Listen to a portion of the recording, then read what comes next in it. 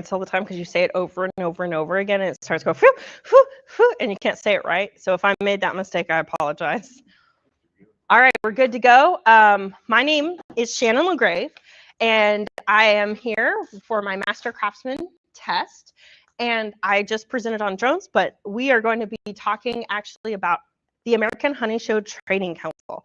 This is a really cool talk. I actually got the privilege of designing this after I had been able to sit under a couple of these people as they worked, and as I had entered into the first level training council training, then I got to do the presentation as associated with this. Oh, here we go. So, there we go. Let's start with what it is. What is the American Honey Show Training Council? Most of you have probably never heard about it. I went 2 slides. There we go. Yeah, you're right. Most of you have never heard of it. Well, let's start with the Honey Show. A honey show is something most people are familiar with. Originally, when the Honey Show started, the idea was that this was the Middle Ages, the Dark Ages, ancient Europe, essentially. There were lords, and they took taxes on everything someone sold. And honey was actually a higher taxed item because it was considered very valuable. You didn't make as much of it. What they did was they would have a couple days a year where taxes were not being paid. Like, you didn't have to pay taxes. So, of course, everyone's going to bring their highest taxed item to market and say, look what I've got. And so they're going to bring honey to there. Well, everybody's bringing honey. So suddenly they're like, no, but my honey's the best. And therefore, the start of the Honey Show. And that is still true today. So the American Honey Show Training Council was originally part of the Welsh Honey Judges. And what they do is they actually train judges, exactly as their name implies. They train judges to do a good job, to know what they're looking at across a large board. And I stepped into this by accident. What happened was I needed a credit, ironically, for the Master Beekeeping Program. This is why it's got value, is because then you try stuff you wouldn't otherwise try. And I was trying to figure out what to do, and they were like, how do you feel about judging honey? And I'm like, I've done judging honey. I know how to judge honey. I've judged honey for most of my life, and for at least the past 20 years. So I've been a honey judge and or assisting with it for decades at this point. And I'm like, yeah, sign me up. I can go do honey. I need this credit. And so I went in, and I came in, and I'm like, oh, everybody's in a white lab coat and a silly hat, a derby hat. And I'm like, what's going on? And they're like, oh, we're the American Honey Show Training Council. I'd never heard about them at all. And so I sat down, and I started just working, and I got to sit with, as a steward, their head judge. And it wowed me, because I've been a honey judge for years, but the meticulousness and care and real depth of knowledge that they showed while judging honey made me go, I want to know more about this, which is why this was developed. So number one, their training group. You can see this here. It's actually Steve Jensa at the NABI Association this past January. And what he's doing is he has a whole group of new people who are sitting there learning how to read a sheet, learning how to look at a bar of wax and evaluate it, learning how to look at a jar of honey and evaluate it, and to decide what is the best standard quality that is available. Because what you're doing is you're looking at all these hundreds of beautiful products, but you're looking for the highest quality with the least flaws in it. And I have a couple of examples of what that will look like later today. But an actual training for this, it sounds weird to say that you train for it, but what I learned is in this training is that if you are trained to be a honey show judge or a judge in general, it is about following the rules. It is about seeing what the community, how they do it, and adapting to that, and selecting the highest quality and standard. And it doesn't matter what you're judging, whether you're judging livestock, crafts, or honey, you can do a good job if you have proper training. Now, one of the things is the different positions. So they have different positions within this. There are 4 basic positions. You have steward, and you have undersecretary. Then you have a head secretary, or actually stewards kind of cover all training. So anybody who's a trainee who's walking around learning it is a steward. They may work under a secretary, or they may work under an actual judge. Then you have the judges, the secretary, and the head judge. So that's 4. So stewards, secretaries, and head judge, as well as the under judges. Now, it's not to say that this is a necessary thing, but the Honey Show Training Council has this for a reason. The head judge is the person who makes the decision. So he's going to say if something went wrong, or if we need to make a judgment call between these two potential first places, he's going to be the one who has the final say in it. If there's a logistical problem, he's going to be the one who has the final say in it. But there's also the under judges who are oftentimes sitting down, doing the work, and often learning under the head judge as well. It is an apprentice program. You are learning as you go. And then the secretary. Secretaries are incredibly valuable. So duties of a secretary. First thing that you should know about a secretary is that they're usually a type of person who's meticulous. They're a type of person who keeps track of details, who wants to know how everything is running, what's going on. Our secretary at the last Honey Show that I participated in, Barbie, is definitely that type of person here at the Texas Honey Show. But it's profound. They have to know how everything works. And the number one thing the head judge said to me whenever we talked about secretaries is he says, if you find somebody who's good at this job, who loves doing it with a passion, take care of them. They are the most valuable cog. You need them. They are so important to everything that we do. So I cover the secretary first because the head judge, regardless of name, was like, the secretary is where it's at. You have to have a good secretary. You have to have that person who's detail oriented. So they're going to keep the master list. They're going to make sure that when people turn in their product, they have the names for the ribbons, they have the names for who's turning in what category it's going in, and they're keeping track of all of that. Not only that, but they're protecting you from mistakes. They're protecting you from double entries. They're protecting you from flaws whenever somebody is bringing an item up and it's not correct. So they are really the first line of defense. Now, stewards. Stewards are really important. They're usually the trainees. So this is actually the Texas Honey Show last year, and you'll see Pam over here on the far left, and Pam was the head judge in this case. She was brought in, but if you look straight back, you're going to see Monica. She has the cowboy hat on. And so Monica is actually our only Texas Honey Show Training Council judge here that lives in the state currently. But we have other stewards. We have Danielle Fioletto. We had Kim Townsend, myself, Katie Capehart. All of us participated in this. And what we were there doing was learning. We basically were parked to watch the judges, to give them anything they needed, but to learn. And I've had the opportunity to work with a really wonderful lady, and we sat down and they show you how to look at an item, all the things to consider. And it's usually an activity of conversing, of training while you're doing it. So it's like getting a credit hour. Very important. So I'm not going to cover the head judge as much, but the head judge is essentially is part of organization. They're there to make the final call. If they have somebody who's unhappy about how something was judged, they're the person who deals with the difficult people. They're also the person who's in charge of coordinating, talking to the group that they're working with. So for instance, if they're coming in and working with the Texas Honey Association, or if they're working with Real Texas Honey on the Honey Show, however it's being done, they're going to coordinate with the people running that show. And they're going to make sure that the rules are working together and everything is being done as the directors want it to be done. So they're listening to the program they come in under. They may be judges, but they're there to coordinate together with the pre-existing community to make sure that what we're doing is pleasing the people we're working with. Now, the next part is how it's run, how it works, because there's a system in place. That's something that I found was very lacking between honey shows here in Texas.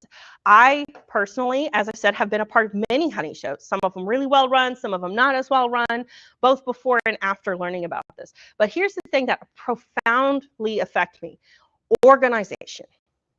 You need good organization. You need a standard of how things are working. So they actually have those in place, and they're going to do a better job because of it. And I've seen problems associated with not having these things. So let's start with a good organization. Intake, things that you should have.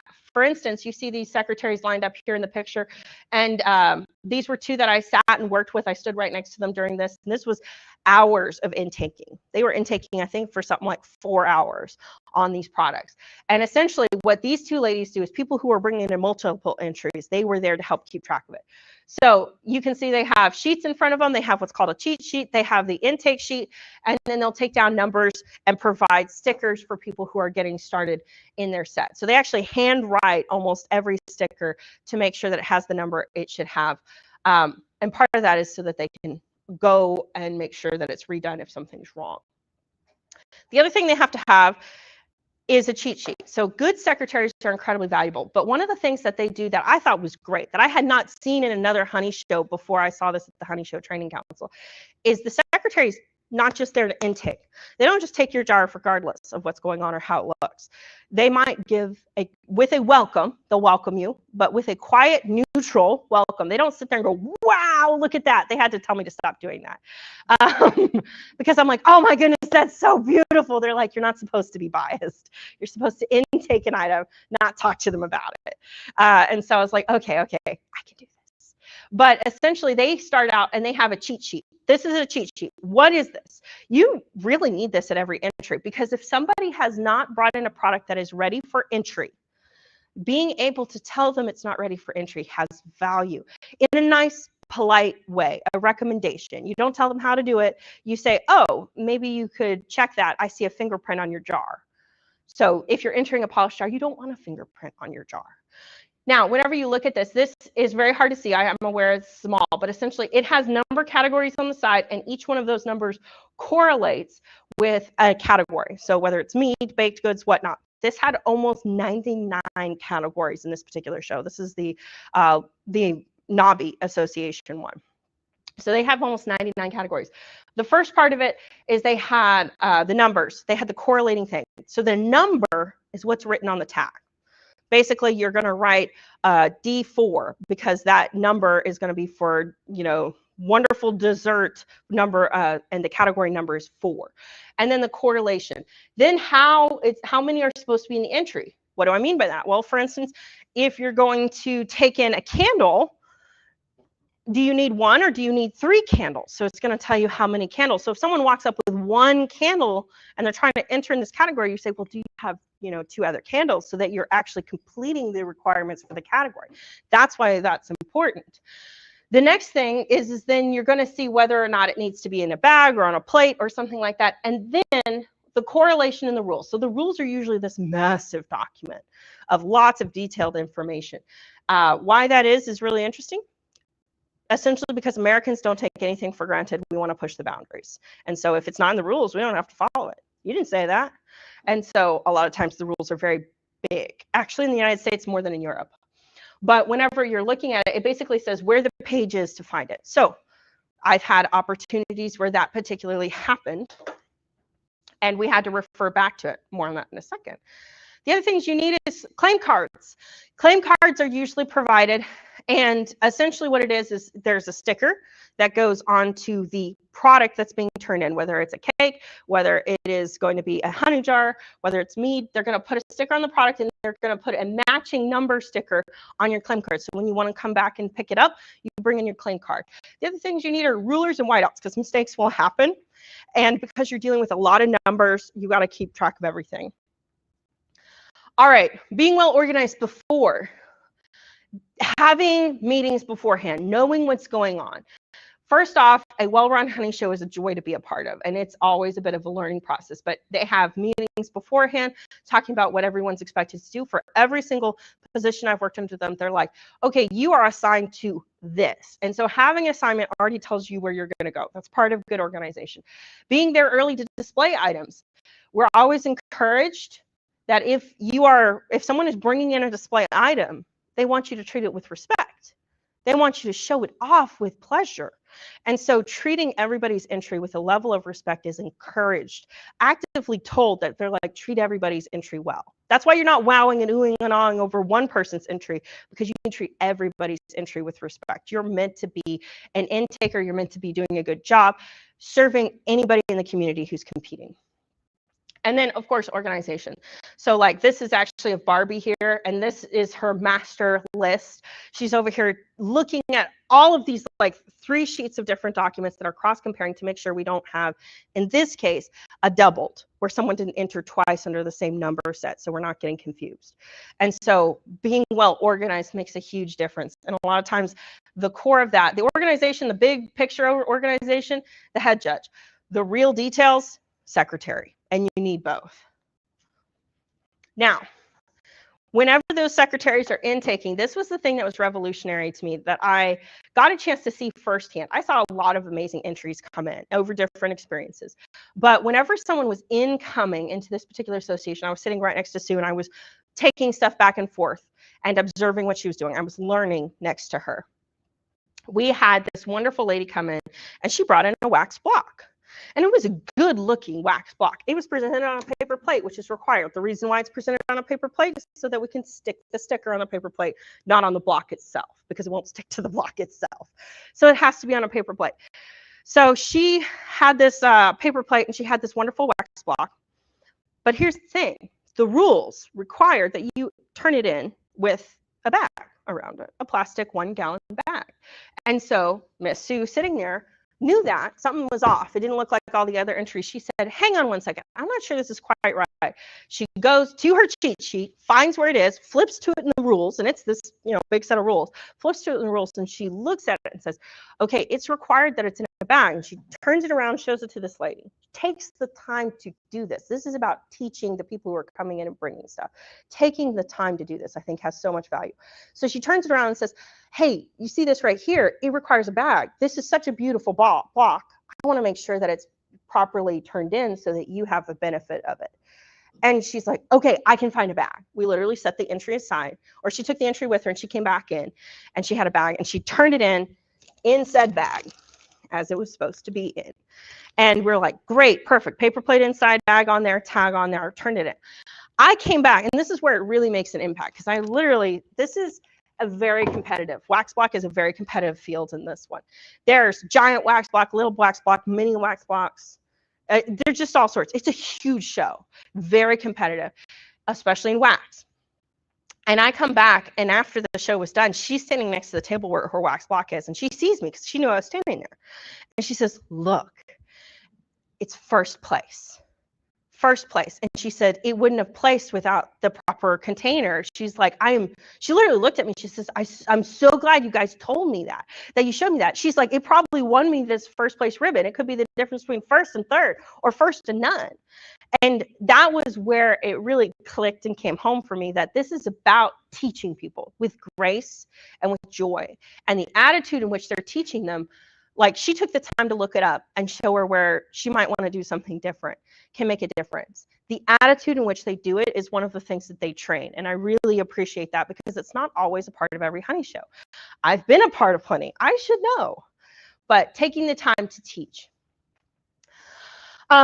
Entries handled with care. One of the things I also appreciate is if there's a mistake made, there's a reason for it. So this is actually a picture by Kim Townsend, and you can see this creamed honey. Note the white gloves up and down on the jar. The jars were all carried very carefully like this, because you did not want to tip or move the jar, because how clean it is and how perfect it is one of the things that mattered. So we were always told, walk smoothly and carefully. Don't wear shoes you can't walk in. No crazy. No bedazzled. But essentially, bring it carefully, treat it with respect. That's back to the respect. They are telling us that as honey judges and stewards, that we treat every product that comes in here with respect, regardless of how it looks or how well it's presented. We treat it like it's gold. And so carefully brought it in. Here's the other cool thing about that. They have a system for if it's bad. What if you trip? What if you fall with this jar? And I've had this happen. I had somebody come by and go, oh, that's cool. They picked it up and turned it sideways. And everyone went, no! And just screamed at poor folks. That was recent, actually. But essentially, you can't pick it up and turn it sideways. Well, if a mistake is made and it's caught, the system is, immediately the number of that item is noted. And it's not because anything's wrong. If it's really bad, if something's damaged, we may go to that person and say, hey, do you have a backup? Or would you like to fix this? If something's off kilter, if something's bad, like say it's a machinery item that got broken, we're like, would you like to come fix it? They'll actually go and tell them something went wrong. We're going to get you in here, so you have the best chance possible of winning, because we want to make sure this is fair for you. The other thing is, if it's something simple like, oh, a honey jar got tipped, then they're going to make a note of it, make a note of what happened. So when the judge sits down to judge it, guess what? There's going to be a card in front of it that says, this honey jar was tipped and grabbed by bare hands. Discard any fingerprints and any honey on lid. If there's a cat hair floating in it, guess what? They're going to count that down. But if if it's just got honey on the lid, they know that probably occurred during the time that they were there. So make sure that there's a system for if something goes bad. And usually it's immediately brought to the head judge as well, so that it's well known. Judges. So this is actually a great picture of judges. You see the little house that's in front of it? That's a little mouse house. And what they are doing and why you see all these people are clustered around it is it was a competitor for best of show. There were 3 items for best of show. What ended up winning was candles, but basically everybody took time to look at these 3 items that were for best of show and competingly challenge each other on why an item should be best of show. And so it was amazing. But the idea that as a judge, it is not about what you want. It's not about your personal preference. And here's a really prime example of it. The lady in the forefront touching the house with the white blonde hair, I sat with her. We judged arts and crafts. This was one of the things that we judged. And we sat down, and one of the items that was in arts and crafts that she loved was a bee carved out of wood. Now, the problem was it was partially done by AI. And in the rules, it specifically prohibits AI use for anything that you're making. And so it was her favorite. She's like, I want to give that one the first place. Look at it. It is so beautiful. It's striking. It really incorporates bees into every element of it because that's important. But she did not choose her preference. She chose the preference for what was compliant with the rules. It wasn't about what she wanted. It is about what is correct, whether or not it is working for the group, or whether or not it is a proper product that incorporates bees. For instance, if something doesn't incorporate bees, it's not going to be as well received because it may be beautiful art, but is it bee related? This is a honey show first and foremost. All right, so categories. Would you mind getting the lights? So this is where categories come in. The number one thing that I was told when I started looking into the Honey Show Training Council is that the things that are going to be first and foremost in a honey show, shocker, I know, are honey. There are subcategories under that. So subcategories under that is you're going to have things like different colors of honey. And I have some examples here. So if you take a look right here, you're going to see light honey, you're going to see amber honey, and you're going to see dark honey. And how do we know that? Take a look at these. These are what's called grading glasses. So there's an actual system of grading glasses. This is much easier than the P scale. Anybody's seen a P scale? It's a beast. And it's like this huge flip book. Essentially, it's really big. This is much simpler. So 3 basic color categories. If it's darker than this, then it's dark. If it's lighter than this, then it's light. If it's lighter than this, then it's light. If it's darker than this, then it's amber. So it allows you to have a nice, clean categorization of what's going on. I've seen people make mistakes on this, so it makes a big difference. Other things are like wax. Other things under honey would be like black jar honey, or for instance, if you're working with creamed honey, cut comb honey, chunk honey, all of those would be subcategories under honey. And then, of course, wax. Wax is a very big part of this as well, but arts and crafts.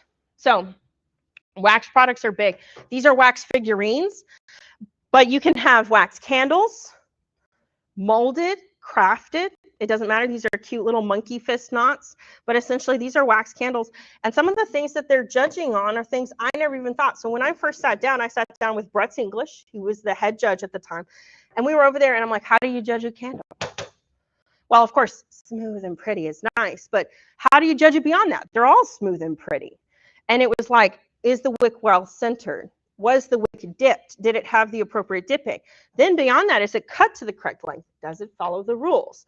One of the things that you'll see if you want to ever come up here, you'll actually see that one of these candles, the wick is sitting up by the surface. The wick floated and moved to the side. So this would actually be marked down. As beautiful as it is from a distance, as well centered as it is in the middle, it's actually floating up to the edge. And so this is going to be a poorly marked candle. And it could mean the difference between first place or no placement. And so it's one of those things taking the time. So I actually want to encourage you guys, if you want to come up for a second, let me show you some differences in these wax blocks. Come on, there's not that many people. Besides, you guys need to wake up. I'm big on the fun. So I know I'm totally giving it away. When it comes to jars, cleanliness, how much honey is on the lid. You can see these have an uber fancy plastic piece. I don't want to see any sediment or gunk in the top of the lid. I want to see a clear product. Every judge has a honey judging kit. So when they go in, one of the things that they always have is they always have a light with them. So let me see. Got to turn this on. Look at how bright this light is. Now, can anyone want to get down? Can you see any problems with this jar? Because I can tell you there's a problem with it. Tell me what you see. Come closer. It's cloudy. It is cloudy. That's something on the edge. Yeah, so beyond just having the plastic wrap sticking out of it, it's dirty on the outside.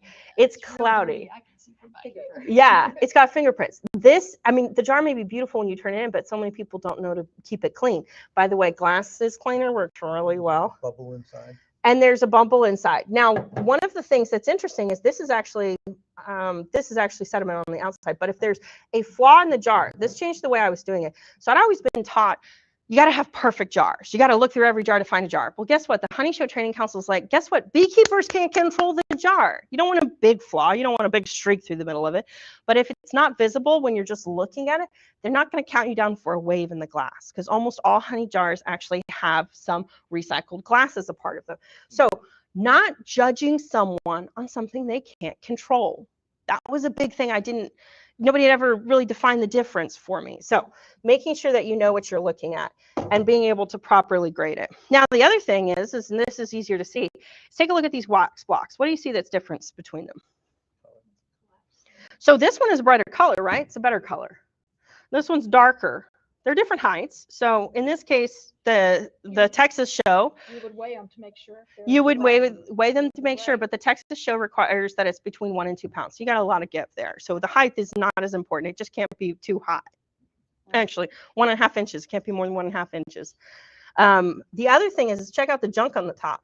The bloom. This is called bloom, but if you touch it, it has a texture to it. But if you look at the trash. There's a hair in this block. Guess what? This block is not going to grade well.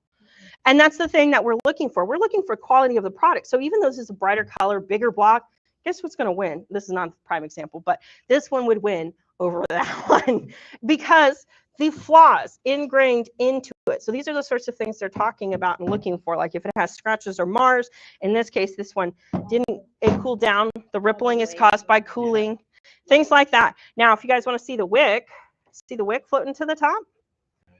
Now, the other 2 candles could be perfect because it requires 3 candles for entry. But if the wick is floating to the top, this candle is not going to work. The other thing is of course, measuring. They're going to measure, is this compliant? So in the Texas Association, it can't be over a certain number of inches. So this is under that number of inches. How long is the wick? Well, it's supposed to be 1/2 inch. Is it a 1/2 inch wick? Good. If it's way up here, guess what? It's not good. But that's only if they specify it. If the judges don't ever, or if the rules don't specify the wick length, you can have wick this long and they're not going to grade you down for it. It's not very functional, but it doesn't matter because the rules don't specify it. So that's one thing where the rules actually really, really matter. All right, you guys can go sit down. That is called bloom, but in this case, I think it's actually a molding error. So if you touch it, you'll feel the texture. Bloom is when it gets cold, it gets a sheen to it. You can buff it out. All right, you can turn off the light again if you're okay with that. That's the last of needing to see the examples.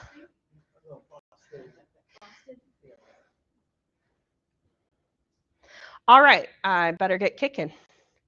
So this is an example of some of the wonderful wax products that you can see. Like a candle should exhibit whether or not it can burn beautifully. It needs to have a proper descriptor card. Any product that they're working with is like that. Now, again, what is the purpose of the Honey Show? The purpose of the Honey Show is to show off all bee-related products and art projects that are associated with bees, right?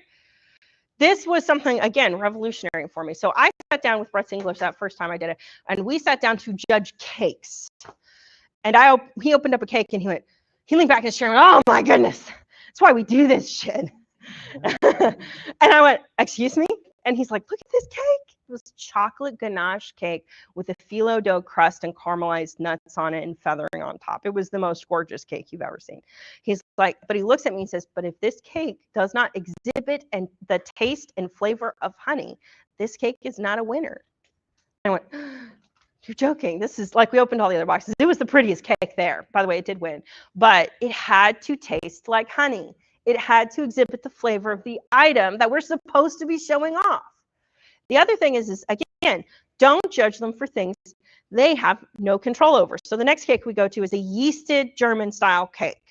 It's a beautiful cake, but essentially it's a yeasted dough that you bake, and it's akin to a bread, but it's a cake. And I tasted, I'm like, oh, well, it's stale. He's like, no, no, no. And I went, excuse me? And he's like, this cake has been sitting here for 24 hours. This type of cake gets stale very quickly. He's like, they probably baked it at their house, put it in the car to cool, and they clearly just put the cream on it before they turned it in. They brought it here as quick and as easy as they could. But the truth is this cake just gets stale because it had to sit here for a day before we judged it. He's like, so we're not going to grade them down on that. What we need to know, is the crumb good? Does it have elements of honey throughout it? Is the composition good? Did they do a good job on the recipe card? Like, all those other elements matter, but the stuff the beekeeper or the competitor can't control is not what we judge on. And that blew my mind, because I probably would have graded that person down for having a stale cake, but it's not something they could control. And so that is the beauty of somebody who has practice judging, is that they don't judge so harshly. I'm probably a little harsher. I've learned to soften it back a little bit, but I had to be like, it's bad. And they're like, no, no, no. We've got to give them a fair chance and ask, does it comply? Does it work with what they're doing? So judges have a hard job. And you can see this is Danielle Fioletto back here, and they're judging arts and crafts. Arts and crafts are not the same at all. In this case, you can see a quilt, you can see a box, you can see an encaustic piece of art. And back behind the lady who's smiling in the picture straight at us with dark hair, Danielle Fioletto's head, is a blanket. And guess what won? That blanket.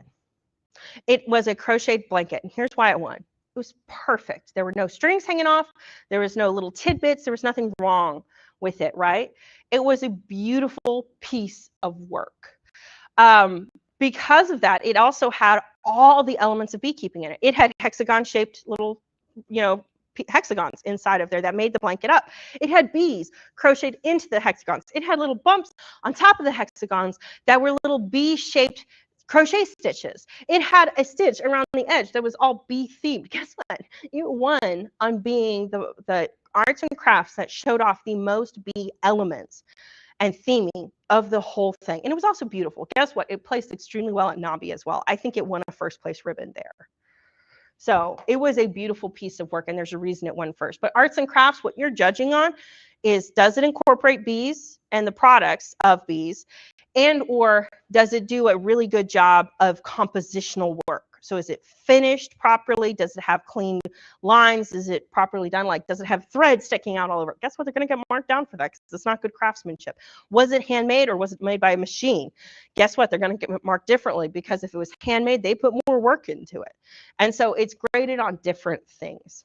For instance, I'm going to give an example. This isn't an example of the box, but if the box had been rough and bumpy, it probably would have been graded poor, because it wasn't finished. And back to arts and crafts, one of the things that's important, when the craftsmanship is undeniable, when it's a beautiful piece of work and there's no ability to say this one's better than this one, it goes back to the rules. Does it follow the rules? Because you've got to have a standard by which you're judging. So for instance, this one incorporates lots of honey. It has beautiful artmanship, and it did do very well. But it also wasn't just a box of mice. It had beeswax candles, creamed honey, little honey straws, little honey jar. It had bee supplies wallpapering the back. On the other side of it, it was a clock that said "Time for Honey." So this thing did very well because it incorporated lots of bee-related items. The next thing is you see these are actually individual frame holders for a cut comb. So they're meant to be beautiful. Well, guess what? The two on the end there, the requirement is in the rules that you have a handle and that the judges have the ability to get into it. So if you look at this one, it has the most gorgeous finish, and it's beautiful right on the end, but no handle. The next one over, screws, no way to get in. Not that, of course, we couldn't get a screw gun out, but if it's the difference between the one that has the ability to unlatch and open versus go get a screw gun, one's more compliant with the rules than the other. And so those two would not have graded as well, but that's just what it is. Now, beverages with honey, I'm not even going to get into that because we're actually a little low on time. Making sure that their products are higher qualities. Not all items are the same. For instance, beeswax has to have a nice smell. If you walk in, your beeswax is pure white and smells like chemicals, guess what? We're not going to grade it very highly. So certain things like that. Now, back to method.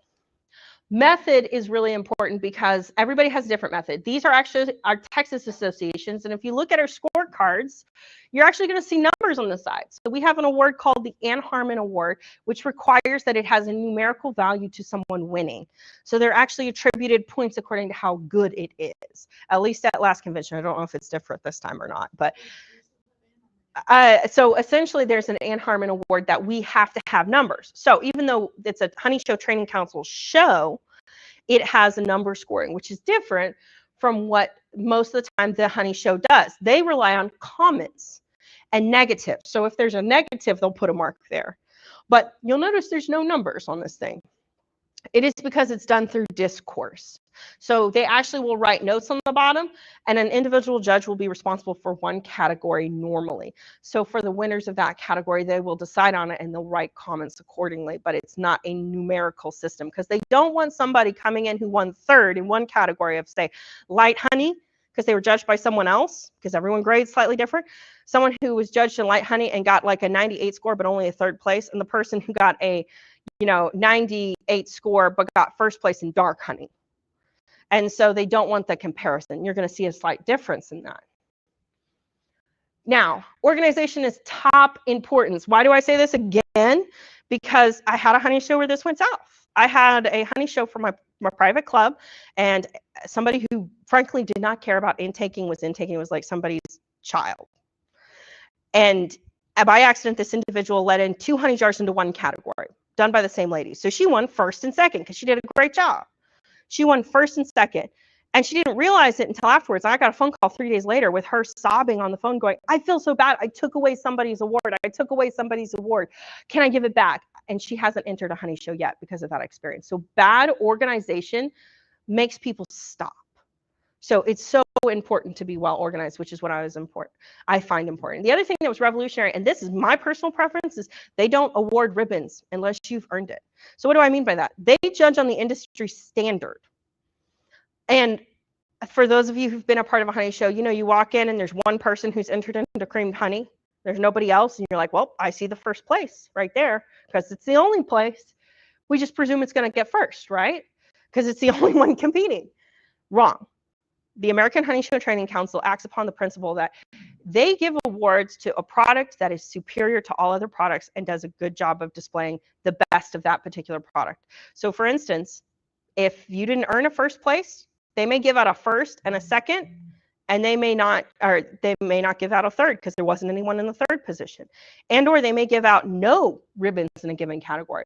They're not required to. If there's that one creamed honey had a hair in it, guess what? They're not going to give it a first, third, or second place. It's going to get none of that. And so not everybody likes that.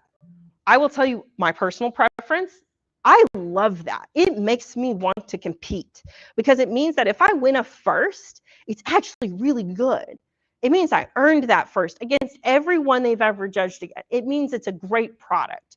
For instance, I had one of the honey judges, I had the privilege of winning first place in mead last year, and Pam. Neither one of us were a part of first place in a spicy mead, so it was a specialty mead. Not in every category. Heather won in some of the other categories.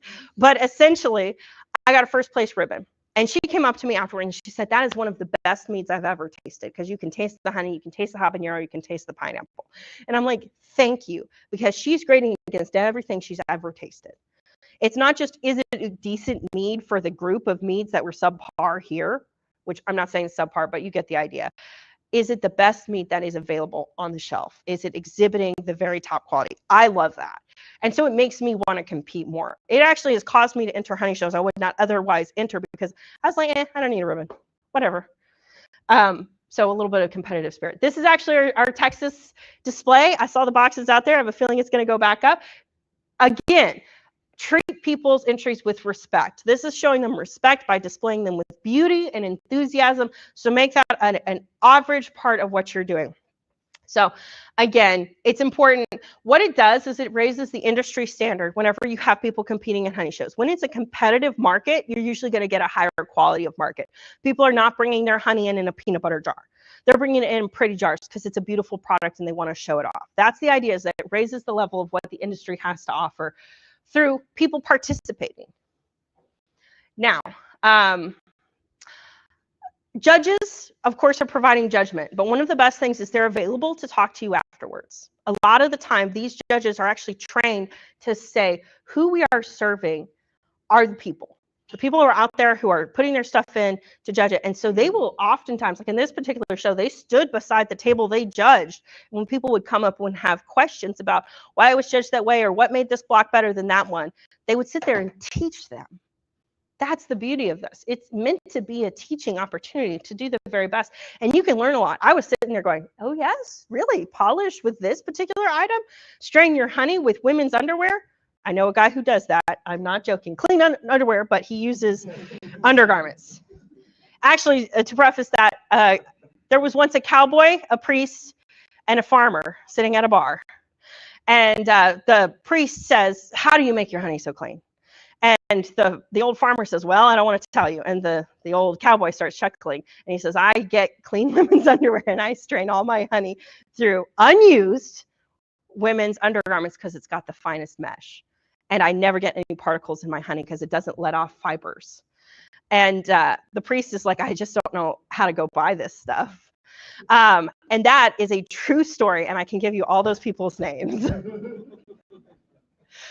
All right, so making sure that it's for the people. It always should be done in such a way that it presents people's items with display and care, and that you're going to do a good job of doing it. That is the core of what we're doing. Training and offering comments is so important. So you see how there are cards next to all of them? This is one of the core things. Judges write comments. They say stuff like, hey, you know, your wax block, let's take this wax block that had junk in it. Your wax block was a beautiful shape, and I loved the brightness of the color. Positives.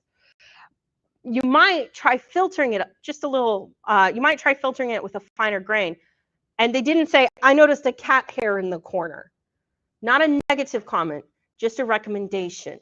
So they're trying to teach while doing this without degrading people. They tell us whenever we're writing cards, you don't just put on the words, your honey tasted like honey robber. It was gross. Guess what? I've tasted it. Dodie and I were sitting there. We're like, ah! But you don't just say this honey was nasty. You say maybe check whether or not your honey robber is on a little long. You know, you didn't say it was gross. Or you might say decrystallization might help this have no crystals in the bottom, or something with a recommendation. But with that, make sure to comment on like, oh, your jar lid was perfectly clean and I didn't see any bubbles in it. So bring a positive into it. They actually had an entire class that was done by Pam that was on how to write good comment cards. They can't be boring. They can't be one word. She's like, I got a comment card that said good. She's like, that doesn't tell me anything. What was good? What do I need to do again? So make sure that the comment cards are actually well written. That is a very core principle by which they operate. Education first. These are just some great pictures from that particular event. This lady right here with her husband, the older lady up at the top, she's the one who made the little mouse house. She's the one who made the little clock. And she won most ribbons of anyone else in that entire show. And she never kept any of the items. She gave them away before she left. She handmade and hand cut the wood for that dollhouse herself, or mouse house. And it's just really cool to see her enthusiasm. She just wanted to do it to show people how cool it could be. So yeah, making sure that all of this is practiced and that you are running your honey show with organization and care for the people who are a part of it.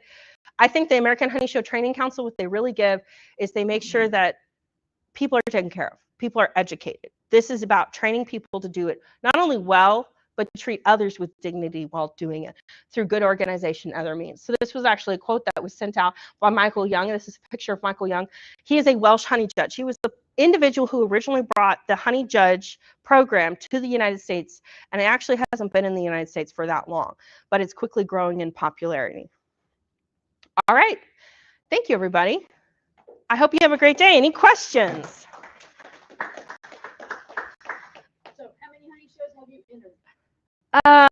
Before or after I started participating in the honey show, I don't remember. I've been doing this for a long time. I don't remember. I didn't enter in a lot before this, probably more after. I've entered in 3 in the past year. But I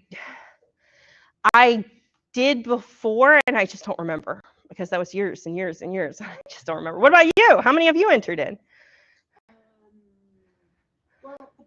is I'm stewarding most of them or chair of all the TBA ones, and I don't travel to any other states to do this. So I don't usually either. I've gotten 2 ribbons from Texas, and I've got 1 from ABF.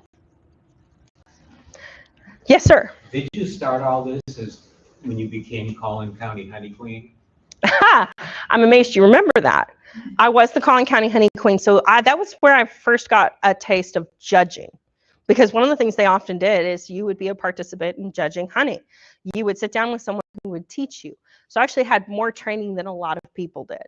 So yes, for judging, but competing, they started me as a scholarship student. You were required to compete your first year with your first like couple jars of honey where you were so proud.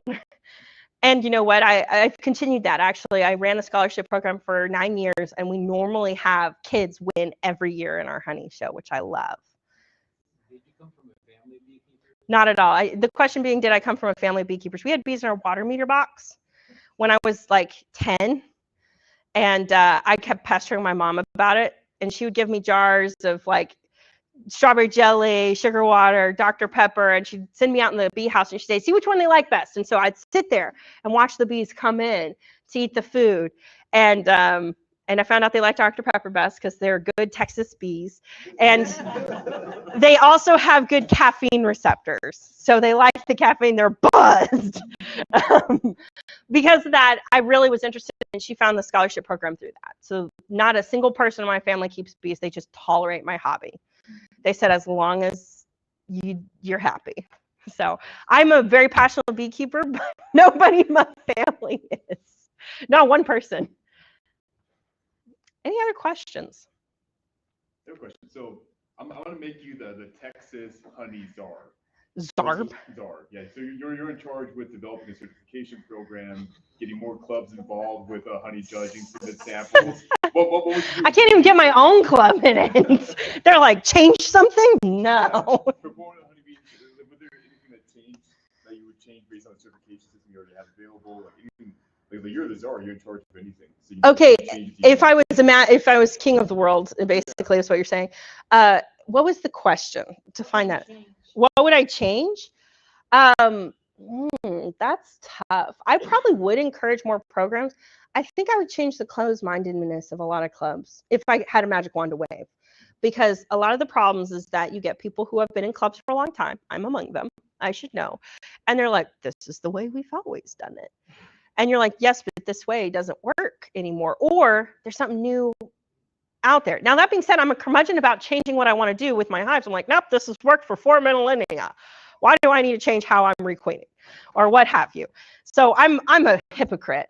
But when it comes to clubs, people get incredibly passionate about clubs. They're like, this is my club. I've worked hard. My blood, sweat, and tears are in this. And they start closing out anyone who offers a different opinion or does it differently than them, rather than having an open hand about how things are run and realizing it's not their baby. And so if I had a magic wand, that's what I would change about it. Because, for instance, I love honey shows. I think that they would be awesome. I would love to see my local club's honey show be one that would be regional, where anyone, even if they're in Oklahoma, could come down and volunteer as a steward and gain credits. Or if they wanted to compete, because like we have lots of little honey clubs around us, but most of them are not big enough to have a show. So having a show that services those people and brings them in rather than saying, no, we're better. I hate that idea. That's not us. That's not who we should be. And it's a far way to fall too. So I definitely have an opinion about that. That would be me if I was king of the world, but. Yeah, maybe so are the participants or the entrants to these shows outside of the honey and the wax, are they mostly beekeepers, or do you have a lot of primarily hobbyist beekeepers? Usually if it's an arts and crafts, you may see a family member, but most of the time it is going to be beekeepers. So the biggest thing is hobbyists, and here's why. I believe, my opinion is that a commercial beekeeper, someone who does this for a profession, is not going to readily enter into a show, because if they don't win, it looks bad. Or if they get second place to another company in honey, they're like, but my honey tastes as good, but they got a first place. They don't want that on their record, and so they'll avoid it in whole. I think that's one of the big problems when it comes to joining the master beekeeping program, is that people who are working in the field don't want to be subjective to somebody who maybe has less experience than them. And I'm not saying that as anything. You guys all have loads of experience, but it's something where you have to put yourself into submission to someone else to practice a program. And when it comes to the Honey Show Training Council, when it comes to the Master Beekeeping Program, the attitude of grace and the attitude that everyone can be learned from, no matter if they've been doing it 5 years less than you or not, makes a huge difference. And so it's about our attitude handling it. And so many people have an attitude about how much they know. Those beekeepers who are like, I'm the only way to do it, and I know the right way, and you guys can all take a hike, are the people who polarize groups and prevent people from wanting to do awesome programs like this or grow. To grow, sometimes you have to realize you're not always right. Okay, enough philosophy from me. I don't know why I went down that path. Because you're the Yeah, the honey czar. The honey czar is getting philosophizing.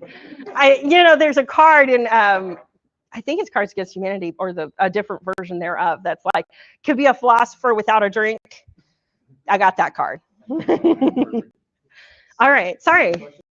What are your thoughts on cream honey and that My Cream Pal? I have not tried it. Oh, the question being, what's my difference? My question between cream honey or My Cream Pal? I've not tried it. I don't know. So the machine that creams the honey. Yes. To infinity. Yeah. Versus somebody who's doing it by hand. And don't have the answer. Do you let that cream pal honey into the honey show? I haven't experienced working with it, so before I say or have an opinion, I'm going to find out about it. I'm going to learn about it before I say something. And that's the thing that I think a lot of people realize about me when I go in to teach classes about beekeeping. I'm like, okay, here's my opinion, but also here's the data that I've collected that has created this opinion. And guess what? My opinion's not developed on that, so I can't give you an answer. I don't have good data. I'm going to be the time czar. Be the time czar. Do we want to take 10 minutes? We need to give Dan a few minutes to set up. I'll get my stuff cleared away. Thank you so much for being here.